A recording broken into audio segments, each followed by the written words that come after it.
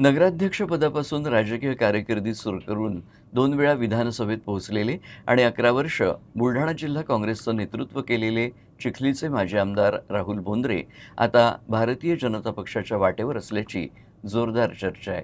येत्या 19 ऑगस्टला मुंबईत मुख्यमंत्री देवेंद्र फडणवीस, जलसंपदा मंत्री राधाकृष्ण विखे पाटील यांच्यासह भाजपच्या वरिष्ठ नेत्यांच्या उपस्थितीत त्यांचा पक्षप्रवेश होण्याचे संकेत मिळत आहेत. असं असलं तरी राहुल बोंद्रे मात्र मागील अनेक महिन्यांपासून ही सर्व अफवा असल्याचं सांगत आहेत. हे विशेष.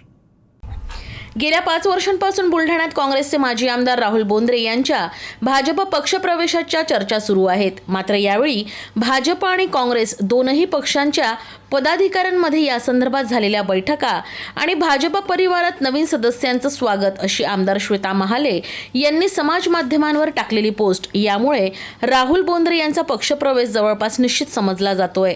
तर बोंद्रे यांनी आपल्या विश्वासू कार्यकर्त्यांशी राजकीय वाटचालीबाबत चर्चा केल्याची माहिती समोर आली आहे. त्याआधी त्यांनी काँग्रेसचे ज्येष्ठ नेते मुकुल वासनिक यांची भेट घेतल्यानं या चर्चेला अधिकच बळ मिळालं.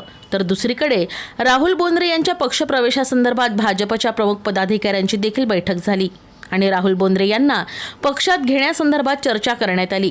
यात पदाधिकाऱ्यांकडून देखील सकारात्मक प्रतिसाद पाहायला मिळतोय. राहुल बोंद्रे हे चिखली विधानसभा मतदारसंघातून काँग्रेसचे आमदार राहिले आहेत. तर गेल्या 6 वर्षांपासून ते काँग्रेसचे जिल्हाध्यक्ष होते. पदाचा कार्यकाळ संपताच त्यांनी भाजपची वाट धरली आहे.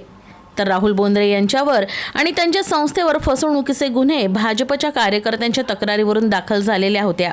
यामध्ये अनेक दिवस बोंद्रे यांना फरार म्हणून राहावं लागलं. दरम्यान आपल्यावरील गुन्हे आणि संस्थेवरील आरोप आणखी वाढू नये यासाठी बोंद्रे यांनी भाजपची वाट धरल्याची देखील चर्चा आहे. विशेष म्हणजे काही महिन्यांपूर्वी राहुल बोंद्रे यांनी सोशल मीडियावर एक व्हिडिओ प्रसारित करून भारतीय जनता पार्टीस माझ्या पक्षप्रवेशाबाबत अफवा पसरवत असल्याचं सांगितलं होतं. मात्र आता ज्या पक्षावर अफवा पसरवत असल्याचा आरोप करण्यात आला त्याच पक्षात बोंद्रे लवकरच जाहीर प्रवेश करतील अशी सूत्रांची माहिती आहे.